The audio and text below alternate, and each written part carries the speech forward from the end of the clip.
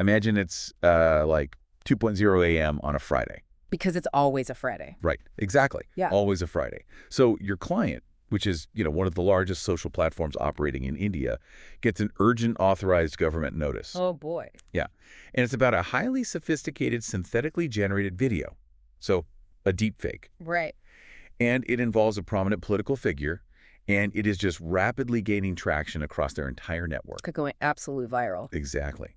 Now, under the newly enforced 2026 IT rules, if that specific piece of content is not completely identified, isolated, and wiped from literally every server, every cache, and every user feed by 4:00 a.m. Just 2 hours later. Just 2 hours. If it's not gone, the executive team that you advise could face direct criminal liability. I mean, their safe harbor immunity, which is the very legal shield that allows their business to even exist, just evaporates. It's gone. Poof. So welcome to the end of algorithmic immunity. It's terrifying. But I mean, that is the harsh operational reality of the current regulatory environment we're in right now. Yeah, it really is. We are just no longer dealing with a legal framework that affords you the luxury of time or deliberation or, post-publication legal debate. Right.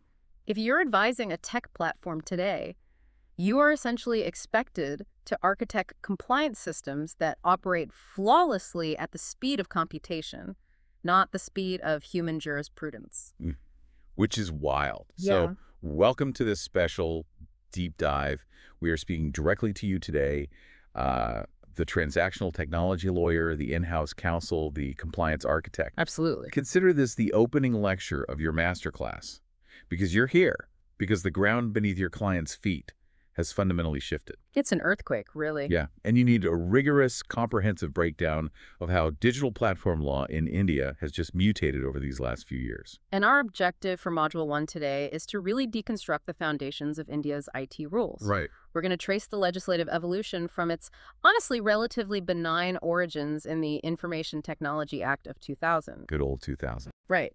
And then examine the aggressive escalations of the 2021 rules, and finally land squarely in the operational nightmare of the 2026 amendments. Yeah, we'll be completely dissecting the safe harbor principle under Section 79. We need to explore that tectonic shift from the passive conduit model, which, let's face it, allowed the modern internet to flourish, to this new, incredibly demanding active moderation era. Because advising a tech platform today is just no longer about drafting a watertight privacy policy. Tweaking the terms of service. Right, exactly. It is about engineering legal compliance directly into the product stack. The stakes simply could not be higher for you or your clients. They really couldn't.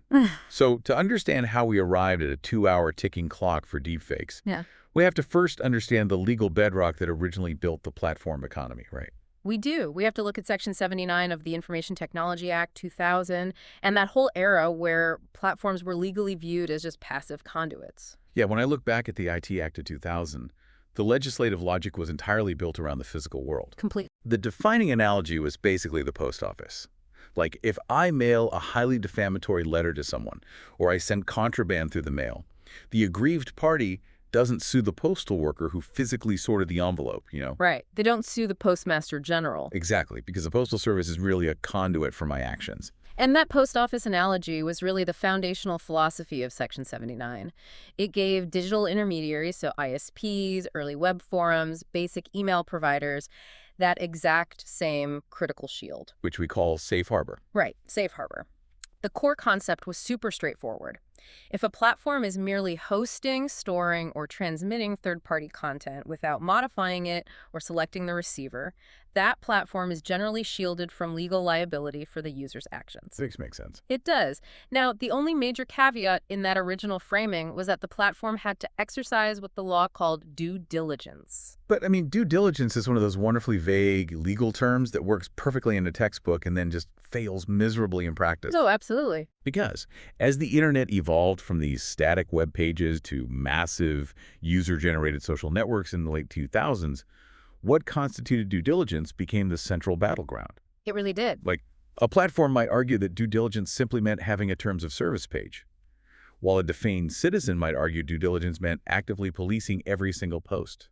Right, and that tension just kept building up until it resulted in what is the defining moment for the passive conduit era, which is the 2015 Supreme Court landmark ruling in Shreya Singhal v. Union of India. Yes. If you practice tech law, Shreya Singhal is foundational text. You have to know it. Definitely. But it's important to remember the specific mechanics of that ruling. Because while the case is super famous for striking down Section 66A, which was the provision that criminalized offensive online posts, what it actually did for Section 79 was arguably more economically significant. Oh, without a doubt. The Supreme Court effectively looked at the sheer unprecedented volume of data flowing through intermediaries and concluded that platforms just could not possibly be expected to sit in judgment over every single piece of user content. It's just physically impossible. Right. So the court established a highly specific interpretation of the actual knowledge standard. Right. Actual knowledge. They ruled that an intermediary only had to take down content and thus fulfill its due diligence if it received actual knowledge that the content was unlawful. And they defined actual knowledge very, very narrowly. Yeah, it wasn't enough for a user to just, flag a post or send an angry email to the platform support team. No, not at all. The court said actual knowledge had to come in the form of a binding court order or an official government notification. Which is a huge distinction. It is. I was actually reviewing the judgment recently, and what struck me is how brilliantly this protected both free speech and the startup ecosystem. Yeah, how so? Well, by requiring a court order, the Supreme Court essentially said platforms are not qualified to adjudicate complex free speech disputes. Which they aren't. It completely removed the burden of proactive private censorship. Exactly. If someone complained that a particular political blog post was defamatory, the platform didn't have to hire an army of lawyers to assess the claim. Right. They could just say, go get a court order. Right. They act as a passive conduit and reply, bring us a court order establishing that this is defamatory, and then we will remove it. And so that standard was just incredibly liberating for founders. It meant you could scale a social network or a digital marketplace to hundreds of millions of users without assuming the crippling liability for every single thing those users uploaded. It was the golden age of scaling. It was. But it was a completely reactive design. Yes. A reactive design that made perfect sense in an internet shaped entirely by human speed and human behavior. Right. Because human beings were uploading the content, human judges were assessing the complaints, and human compliance teams were processing the court orders. The Shreya Singhal standard provided the architectural stability needed for the platform economy to just explode over the next decade. But, and here's the turning point, a reactive system fundamentally relies on the harm moving slower than the remedy. Exactly. If getting a court order takes 3 weeks, but a viral rumor can trigger a real-world riot in 3 hours, the post office analogy begins to collapse. You're no longer delivering letters at that point. Right. You are routing a fire hose of gasoline. And that realization forced regulators to start fundamentally altering the foundation. The cracks in that foundation just became impossible to ignore because between 2011 and 2021, the Indian government realized they had to start adding layers of specific operational requirements on top of that Section 79 bedrock. Right. We saw early attempts with the 2011 guidelines, which introduced a 36-hour takedown window once actual knowledge was received. Right. But the structural shift, the moment the regulatory burden truly fractured, was the notification of the IT rules in 2021. Okay, let's dissect those 2021 information technology rules, because this is where the terminology and the compliance architecture start getting highly specific for practitioners listening. This is a big one. This is the birthplace of the SSMI. Yes. Yes. The 2021 rules basically abandoned the idea that all platforms are created equal. They introduced a tiered compliance framework heavily reliant on this new legal classification, the significant social media intermediary. Or SMI. Right, the SSMI. And the threshold for becoming an SSMI was set at 5 million registered users in India. Which, from an engineering and advisory standpoint, that 5 million threshold was a massive cliff. Oh, a total cliff. Like a startup with 4.9 million users was playing a relatively simple compliance game. But the literal moment you crossed that 5.1 million mark, the regulatory posture shifted from treating you like a scrappy bulletin board to treating you like a highly regulated public utility. Because the operational obligations for an SSMI were just immense. First, you had the highly controversial requirement for traceability mechanisms. Right. In specific scenarios concerning severe offenses, messaging platforms could be ordered to identify the first originator of information. Which engineers hated. Oh, they despised it. It created massive friction with end-to-end encryption protocols. It forced engineering teams to find ways to track the metadata of message propagation without necessarily breaking the encryption of the payload itself. Which is a whole technical nightmare on its own. Yeah. And then you had the mandatory transparency reporting. Yes. SSMIs had to publish monthly reports detailing exactly how many user complaints they received, categorizing the nature of those complaints, and listing the specific proactive moderation actions they took. You couldn't just sweep your moderation queue under the rug anymore. No. You had to mathematically prove you were actively managing the ecosystem. And perhaps the most significant shift for legal teams listening to this, the mandatory appointment of resident officers. Yes, the localization aspect. An SSMI could no longer handle Indian compliance from a legal desk in California or Singapore. The 2021 rules mandated the appointment of 3 distinct roles, all of whom had to be resident in India. Let's walk through those roles because they really represent the localization of legal risk. Okay. First, you had the Chief Compliance Officer, who was explicitly made liable in any proceedings relating to the platform's failure to observe due diligence. Yeah. I mean, that is an enormous amount of personal, professional risk. It's massive. And then you had the nodal contact person, who was required to be available 200/7 for coordination with law enforcement agencies. Literally always on call. Right. If the police needed data at 3 a.m. on a Sunday to stop an imminent threat, the nodal officer had to pick up the phone. Wow. And finally, the resident grievance officer, who was responsible for acknowledging user complaints within 24 hours and resolving them within 15 days. The underlying logic for this really heavy-handed shift was undeniable, though. Because by 2021, regulators recognized that platforms were just no longer passive conduits. Not at all. Their algorithms, their recommendation engines, their engagement metrics, they were actively shaping society. They were influencing elections, amplifying emotionally resonant content just to drive ad revenue. Right. So the government needed specific individuals on the ground who could be held legally accountable for that algorithmic power. Exactly. However, we do need to keep the timeline in perspective here. Even with the heavy bureaucratic burdens, the traceability debates, the resident officers, the underlying philosophy of the 2021 rules still largely clung to a reactive notice and takedown mindset. Right. It was still mostly reactive. Yeah, the system was heavier, sure, but it was still fundamentally built for an internet moving at human speed. You receive a complaint, your grievance officer assesses it, you have 36 hours to take action. It was manageable. Manageable. Until the economics of deception fundamentally changed between 2021 and 2026. That's the turning point. Because the 2021 rules were built to police human-generated content. But what happens when the content is no longer generated by humans? Generative AI completely shattered the entire model. It did. Because think about it, in 2021, generating a highly convincing deepfake or cloning someone's voice required specialized software, immense computational power, serious technical expertise.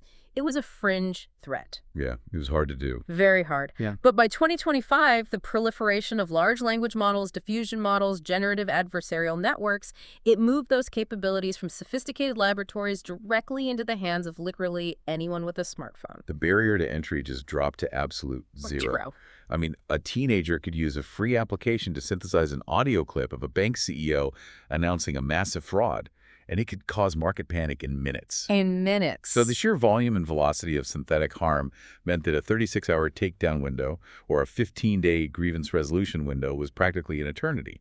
The whole risk profile of the digital economy just changed overnight. And the regulatory response to this existential shift was swift, and it was aggressive. The Ministry of Electronics and Information Technology issued the Information Technology Amendment Rules 2026 via Gazette Notification GSR 120E. And let me tell you, this was not a gentle advisory. This notification formally dragged India out of the 2021 due diligence era and directly into what we now call the active moderation era. And for the practitioners analyzing this right now, here's the most critical operational trap you absolutely must advise your clients on.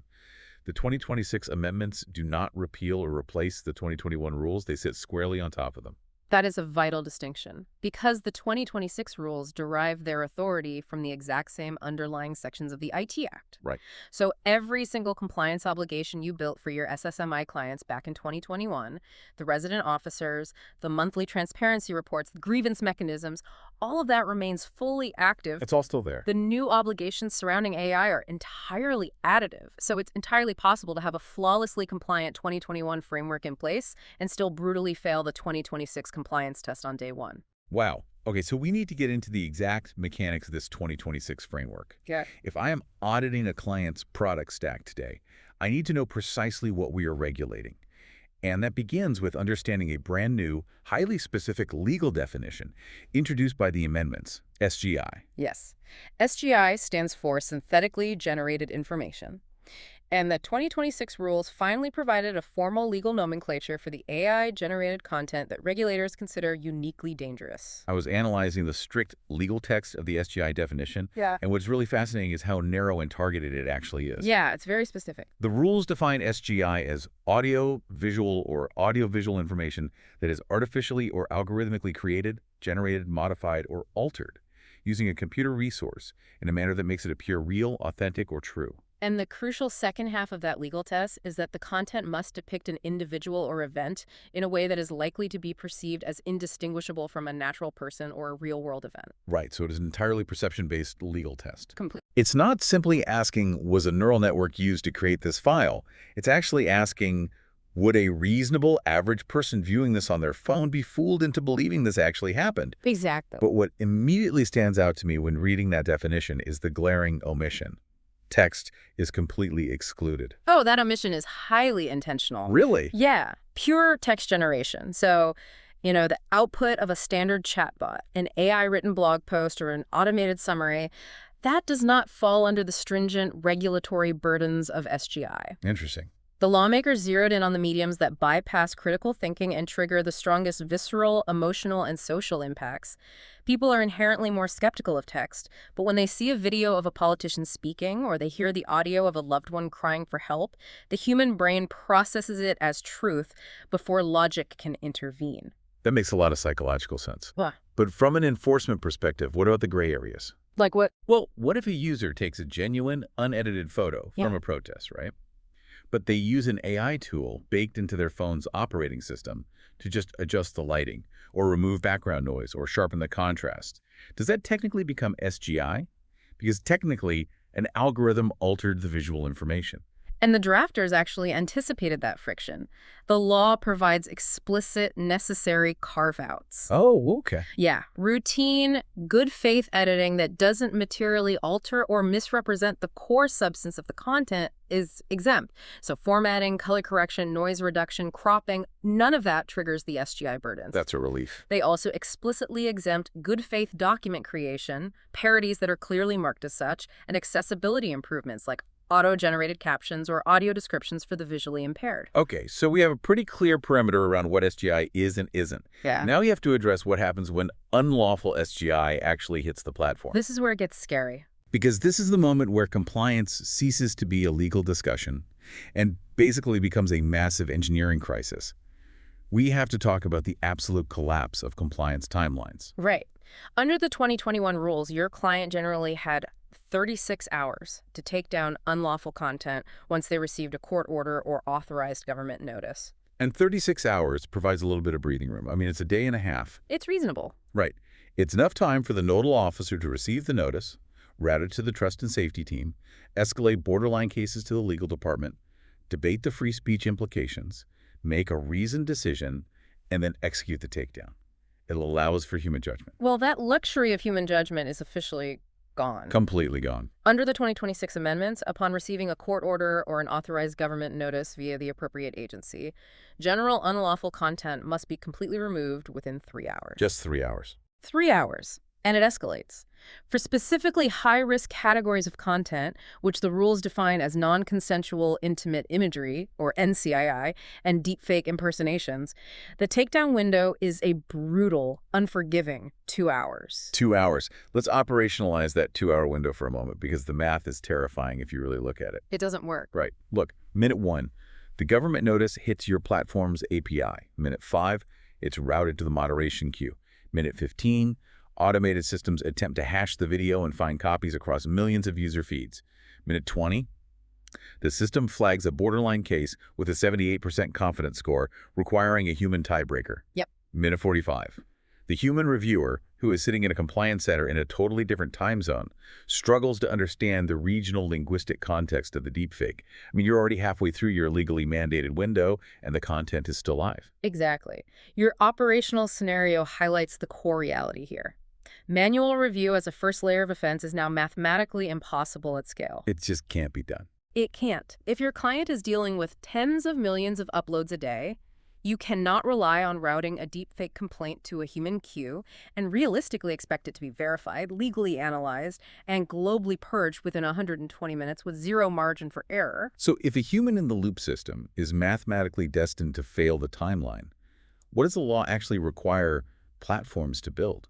Well, the 2026 rules don't just suggest automation, they explicitly mandate the use of technical architecture. Mandate it. Yes, Rule 3.1b was aggressively amended to require intermediaries to deploy reasonable and appropriate technical measures, including automated tools or other suitable mechanisms, to prevent users from hosting prohibited SGI. So the law is fundamentally explicitly mandating that platforms deploy AI to police AI. That is the exact mechanism, and for SSMIs, the technical burden is pushed even further upstream. What do you mean? Before content is even published, before it goes live on a user's feed, the platform must implement a user declaration checkpoint. They have to explicitly prompt the user during the upload flow, asking, is this synthetically generated? But I mean, users lie, or they simply don't understand the technical definition of what they're uploading. Which is exactly why the rules dictate that the platform cannot just take the user's word for it. The SSMI must deploy sophisticated technical measures like computer vision scanning or perceptual hashing to verify the accuracy of that user declaration pre-publication. Pre-publication verification. I mean, that is a massive paradigm shift. Yeah. You are verifying, labeling, and potentially blocking content before the public ever sees it. Yep. That borders on prior restraint if the AI gets it wrong. It really does. Furthermore, if the system determines it is lawful, SGI say, a clearly comedic AI video, right? Yep. The platform must apply clear and prominent, visible or audible labels to the content. Okay, so watermarking. Yes, and critically, they must embed permanent provenance metadata into the file itself. This requires utilizing cryptographic standards, like a unique identifier injected into the file's code to trace the origin and alteration history of the SGI. Wow. And if your platform's routine video compression algorithm accidentally strips that metadata during processing, your client is in direct violation of the rules. The engineering burden is just astronomical. But I want to pivot back to a specific legal phrase you quoted earlier from Rule 3.1b, because it is currently tearing the legal community apart and triggering massive anxiety for compliance teams. Let me guess. The requirement to make reasonable efforts. Ah, yes. The infamous reasonable efforts. Rule 3.1b states that intermediaries must make reasonable efforts by itself to not host unlawful information. Right. But if human review is mathematically impossible within the 120-minute window, and we all know that AI detection tools are notoriously flawed. I mean, they hallucinate, they routinely misclassify biting political satire as misinformation, and they completely miss subtle, sophisticated deepfakes. All the time. Right, so how does a platform practically prove in court that it made reasonable efforts? That ambiguity is the multi-million-dollar trap. Seriously. What constitutes reasonable? Is a detection algorithm with an 85% accuracy rate reasonable? I don't know. What if a 99% accurate algorithm still lets 10,000 deepfakes slip through because of the sheer scale of the platform? Yeah, because of the volume. Exactly. To understand how dangerous this ambiguity truly is, we really must examine how the government attempted to define reasonable efforts for themselves and how that attempt just exploded in the Kunal Kamra v. Union of India case in 2024. Okay, let's dive deep into Kunal Kamra, because this case is essential reading for understanding the boundaries of platform liability. We need to look at exactly what happened at the Bombay High Court here. So the Kamra case did not challenge the entirety of the IT rules. It centered entirely around a highly specific, highly controversial subclause introduced in the 2023 amendments. Which was Rule 3.1. Right. And this specific clause empowered the Ministry of Electronics and Information Technology to establish a centralized fact-check unit known as the FCU. And the mandate of this FCU was unprecedented, wasn't it? It was completely unprecedented. The FCU was tasked with identifying fake, false, or misleading information specifically related to the business of the central government that was hosted on intermediary platforms. Wow. And the mechanism was blunt. If the government's FCU flagged a piece of content regarding government business as false, intermediaries were effectively required to take it down. If they refused, or if they failed to make reasonable efforts to remove it, they immediately risked losing their Section 79 safe harbor protection. Naturally, this triggered massive alarm bells across the country. And Yeah. comedians, investigative journalists, civil rights organizations, they all immediately challenged the Of amendment. course they did. They argued it was a severe, unconstitutional overreach. They argued it essentially made the government the absolute judge, jury, and executioner of its own truth. And the litigation in the Bombay High Court was intensely fought. It resulted in an initial split verdict from a division bench. Right, a split bench. Justice Gautam Patel delivered a blistering critique, striking down the rule in its entirety, arguing it severely violated fundamental constitutional rights. But then there was a dissent. Right. Justice Neela Gokhale upheld the amendment, arguing the government had a duty to ensure accurate information regarding its own operations. So because of the deadlock, the matter was referred to a third judge, Justice A.S. Chandorkar, to act as the tiebreaker. I was reading Justice Patel's initial reasoning, and it was just surgically precise. He didn't just look at the free speech implications. He looked at the mechanism of classification itself. Yes, a classification. Right. He pointed out that the rule arbitrarily created two distinct classes of information. Information about the central government, which was subjected to this strict FCU scrutiny, and all other information in the universe, which was not. And that precise reasoning is what ultimately swayed the tiebreaker. Justice Chandorkar agreed with Justice Patel. The court decisively struck down the FCU clause, ruling it unconstitutional. A huge moment. Huge. They found it flagrantly violated Article 14 of the Constitution, the right to equality, precisely because of that arbitrary classification you just mentioned. It makes total sense. And more fundamentally, they ruled it violated Article 19A, the freedom of speech and expression, and Article 19(1)G, the freedom to practice any profession, which obviously heavily impacted journalists and content creators. Right. So the core of the judgment was a really powerful reinforcement of democratic principles. Basically saying the government cannot constitutionally constitute itself as the sole infallible arbiter of truth, particularly regarding its own affairs and policies. Correct. The court explicitly noted that the Indian Constitution does not guarantee a fundamental right to the truth. Which is an interesting phrasing. It is. Furthermore, they found that the terms fake, false, and misleading were dangerously vague, entirely subjective, and completely lacked any procedural safeguards or appellate mechanisms for the creators of the content. So the government's fact-check unit is struck down. A massive historic victory for free speech advocates. The immediate threat of state-mandated truth is neutralized. Yes. But when you look at the fine print of what actually survived that ruling, the victory starts to look incredibly hollow for the tech platforms themselves. And that is the critical pivot that transactional lawyers must understand today. The FCU provision was merely one subclause.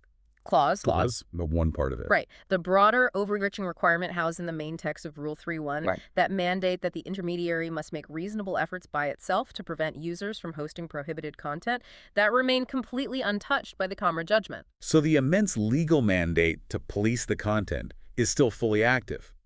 The platforms are still required to act as the censors, just without the specific government fact-check unit issuing the direct orders. They are left flying blind. Exactly, but it is worse than just flying blind. How so? We must look closely at Justice Gokhale's dissenting opinion. While her overall ruling didn't carry the day, her interpretation of the surviving framework provided a roadmap for future enforcement that should frankly keep compliance officers awake at night. Oh, wow. What did she say? She explicitly interpreted the surviving text of Rule 3.1 to mean that an intermediary is legally expected to make these reasonable efforts either suo modo, meaning proactively, on their own initiative, or upon receiving a complaint from any user. Let's pause and underline that phrase, suo modo. On their own initiative. Yes. If platforms are legally expected to act suo modo to maintain their safe harbor, that completely obliterates the Shreya Singhal standard. It rips it up. Shreya Singhal explicitly said platforms do not have to act suo modo, they just have to wait for a court order. It fundamentally reverses the burden of action. And because the definition of reasonable efforts is not strictly defined in the statute, We're immediately seeing it weaponized by private actors in commercial disputes. Oh, weaponized how? Well, if you want to see how this ambiguity is playing out in real time, you just look at the pending case of Starbucks v. NIXI before the Delhi High Court. I've actually been tracking the Starbucks case. It is a perfect example of how the IT rules are bleeding into areas they were never originally intended to govern, like complex trademark law.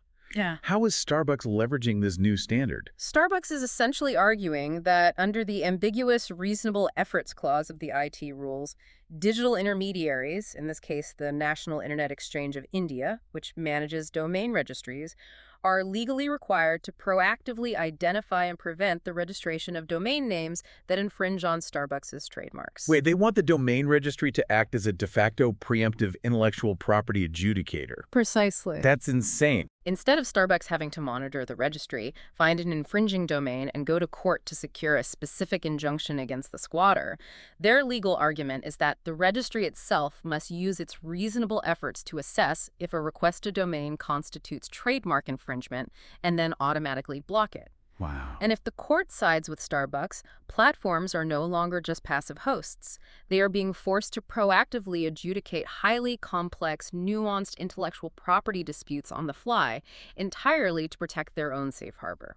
But this creates an impossible conflict of interest. Yeah. I mean, if I'm advising a platform and reasonable efforts isn't clearly defined, but failing to meet that vague standard means losing safe harbor, which instantly opens the company up to massive civil lawsuits and criminal liability for the executives, how do I advise them? It's a tough spot. The commercial incentive structure is wildly skewed. Aren't platforms heavily incentivized to just over-censor? Like, if a user uploads a video that is clearly a satirical parody of a brand, but the AI moderation tool flags it as a 51% probability of copyright infringement, the financially rational decision for the platform is to delete it immediately. You have just described the exact systemic chilling effect that legal scholars warn would happen. It's happening right now. Platforms are engaging in massive private censorship by proxy. The commercial and personal risk of losing Section 79 protection is simply too high to justify defending a user's edge case free speech rights. Right. When faced with a vague, reasonable effort standard, an aggressive algorithmic detection system, and a ticking 2-hour clock, the only logical business decision is to delete first and ask questions never. It is pure corporate risk management overriding constitutional free speech principles. And this inherent ambiguity is not just being leveraged by private corporations either. It is being aggressively utilized by the government itself through centralized back-end interfaces, like the Say-Psychology portal. The SEO portal. I've seen references to this in compliance audits, but it operates largely in the shadows. How does SEO fit into this reasonable efforts trap? So SEO is a digital interface utilized by various government ministries and law enforcement agencies to issue mass, coordinated takedown notices directly to intermediaries. Now, legally speaking, these notices are not formal, legally binding blocking orders issued under Section 69A of the IT Act. And that is a crucial distinction because Section 69A blocking orders require strict procedural safeguards, committee reviews, and strict confidentiality. So if they aren't 69A orders, what exactly are they? They are essentially aggressive demands issued under the umbrella of Section 79's due diligence requirements. The government uses SEO to flag thousands of pieces of content and heavily leverages the ambiguity of the reasonable efforts clause. I see. The underlying unspoken threat delivered through the portal is very clear. We, the government, are bringing this specific content to your attention. If you do not utilize your reasonable efforts to remove it promptly, you may be found in violation of your due diligence and you may lose your safe harbor immunity. It is enforcement through calculated ambiguity. I mean, the SEO notice itself might not possess the strict binding force of a Supreme Court order, but the existential threat of losing the Section 79 shield forces the platform to comply anyway. Exactly. It is a remarkably efficient mechanism for achieving mass content takedowns without having to navigate the transparency, the procedural hurdles, or judicial oversight required for formal blocking orders. Wow. It perfectly illustrates how a vague, undefined standard like reasonable efforts, when combined with drastic binary penalties, completely reshapes the behavioral economics of tech platforms. Okay, so the architectural foundation we spoke of earlier isn't just shifting. It has been entirely replaced by a minefield. Pretty much. Platforms are terrified of losing safe harbor. They are desperately deploying flawed automated tools to hit 120-minute deadlines. They're over-censoring to minimize risk, and they're struggling to define what reasonable efforts actually demands of them.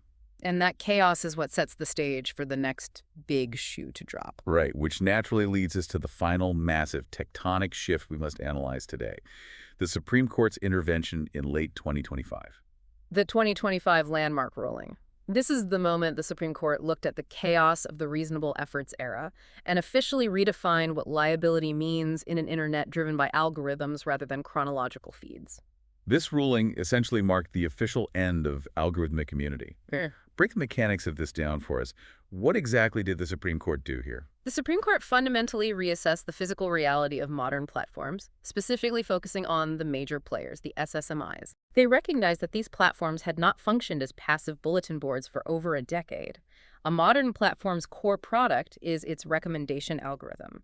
That code actively dictates what goes viral, what gets suppressed, and how users are manipulated to maintain engagement. Right, it's active curation. Exactly. And because of this active curation, the court imposed a new overarching duty of care on these major platforms. But how does this new duty of care interact with the old Shreya Singhal standard? Like, does it overwrite the concept of actual knowledge? It doesn't overwrite it. It drastically exponentially expands it. How so? The court ruled that actual knowledge can no longer be limited to simply receiving a physical court order or a formal government notice. They introduced a terrifying new legal test. If a platform's own algorithms actively amplify, recommend, and promote illegal content into the feeds of users who did not explicitly search for it, the platform is legally deemed to possess actual knowledge of that content's illegality. That is staggering. So if your trust and safety team is genuinely unaware of a deepfake, but your For You algorithm detects that the deepfake is generating massive engagement and automatically pushes it to 2 million user feeds to drive ad revenue, you can no longer claim ignorance. You can't. The code's action becomes the company's knowledge. The code's action becomes the company's legal liability. Furthermore, the court added a second layer to this expanded definition. Which is? They stated that if a platform ignores a preponderance of credible complaints from its own user base regarding a specific piece of harmful content, that pattern of ignoring users also constitutes actual knowledge, entirely independent of a court order. Preponderance of credible complaints. I mean, that phrase alone requires an entirely new compliance division. It really does. That means the platform cannot just automatically close user reports anymore. They have to build systems to statistically evaluate the volume of reports, judge the credibility of the users making those reports, and then take proactive action, all while the 2026 amendment's ticking clock is running. It effectively requires platforms to construct a massive internal judicial apparatus within the tech company itself. Unbelievable. But as complex as the 2025 ruling is for social networks,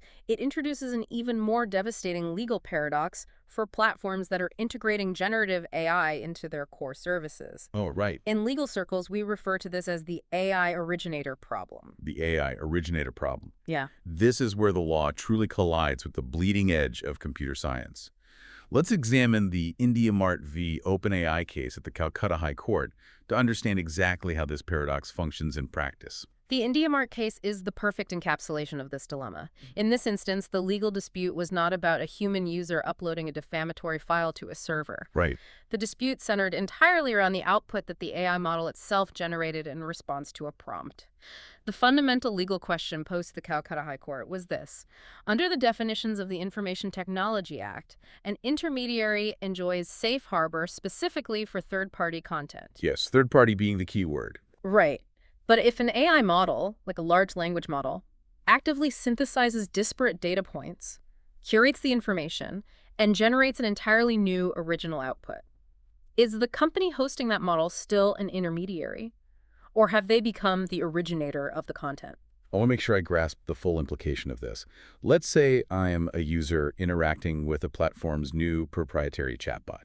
Okay. I ask the chatbot to summarize the business practices of a rival company.